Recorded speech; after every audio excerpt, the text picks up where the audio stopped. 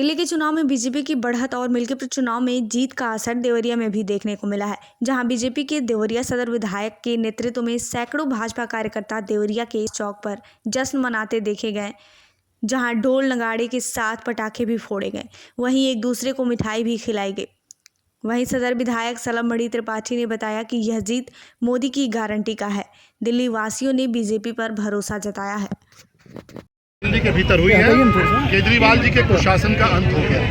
हम लोग तो चुनाव में वहाँ पर लगे थे और हम लोगों ने देखा कि वहाँ पर जिस प्रकार से पूरे दिल्ली के लोग इस बार प्रतिबद्ध थे कि भारतीय जनता पार्टी की सरकार लानी है। निश्चित तौर पे मोदी जी को लेकर एक विश्वास लोगों का जो था वो आज आपको धरातल पे नजर आ रहा है। प्रचंड विजय मिली है और मैं खास तौर पे दिल्ली के लोगों का तो नमन करूंगा ही, खास तौर पे जो पूर्वांचल के लोग हैं, उत्तर प्रदेश और बिहार के जो लोग हैं, उन्होंने इस विजय में बहुत बड़ी भूमिका निभाई है। आम आदमी पार्टी के जो भी प्रत्याशी थे जो पूर्वांचल से आते थे बुरी तरह चुनाव हारे हैं। केजरीवाल जी चुनाव हारे हैं, मनीष सिसोदिया जी चुनाव हारे हैं।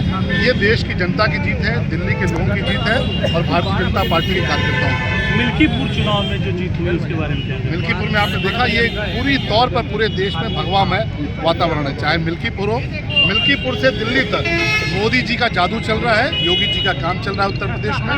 और निश्चित तौर पे भारतीय जनता पार्टी के कार्यकर्ताओं को बधाई, उत्तर प्रदेश की जनता को बधाई, मिल्कीपुर के लोगों को बधाई और दिल्ली में खासतौर पर पूर्वांचल और बिहार के लोगों को बधाई। हार के बाद विपक्ष चुनाव आयोग को निशाने पे ले रहा है, इस बारे में क्या? देखिए, ये केजरीवाल जी का पुराना रवैया रहा है। जब जब चुनाव हारे हैं, 2 दिन पहले उन्होंने एक फर्जी घोषणा की, फर्जी एक आरोप लगाया, जिसके बाद से आपने देखा कि वहाँ पर बहुत सारी जांच टीमें पहुँची।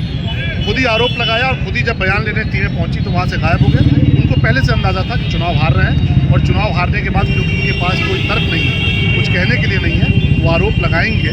लेकिन उनको ये भी जवाब देना चाहिए कि जो आम आदमी पार्टी के कुछ लोग चुनाव जीत कर आए हैं, उनके बारे में उनका क्या कहना है। लोकसभा चुनाव विपक्ष एकजुट था, इस चुनाव में बिखरा। तो देखिए, उत्तर प्रदेश में जो 9 सीटों पर उपचुनाव हुए थे उस पर भी विपक्ष एकजुट था, लेकिन 7 सीटों पर भाजपा जीती। महाराष्ट्र में भी विपक्ष एकजुट था, भारतीय जनता पार्टी जीती। आप लगातार देखिए, उसके बाद से हरियाणा में भारतीय जनता पार्टी जीती। तो मोदी जी का जादू चल रहा है पूरे देश पर और उत्तर प्रदेश में योगी जी का काम बोल रहा है। उत्तर प्रदेश के उपचुनाव हम इसीलिए जीत रहे हैं और देश में चाहे दिल्ली हो, हरियाणा हो, महाराष्ट्र हो, मोदी जी का इतना ज़बरदस्त जादू चल रहा है कि हम सारे चुनाव जीत रहे हैं।